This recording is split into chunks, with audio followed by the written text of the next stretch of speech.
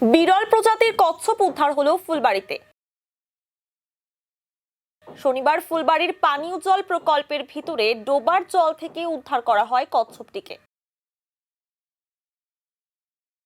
জানা গিয়েছে, উদ্ধার হওয়া কচ্ছপটির ওজন প্রায় 1 কেজি। পরবর্তীতে কচ্ছপটিকে তুলে দেওয়া হবে বনকর্মীদের হাতে।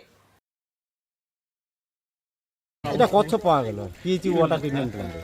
ওই বোতলিং প্ল্যান্ট আছে, ওখানে প্ল্যান্টে স্টাফরা আসছিল সকালে 10টার দিকে ডিউটি। দেখে জলের মধ্যে সাইডে একটা কচ্ছপ জলের মধ্যেই ছিল। হ্যাঁ, জলের সাইডে ছিল। ওরা দেখাতে জলে চলে গিয়েছিল, আবার ধরা হলো।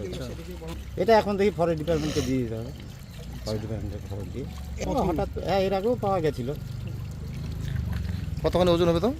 হ্যাঁ, 900 গ্রাম হবে, 800-900 গ্রাম।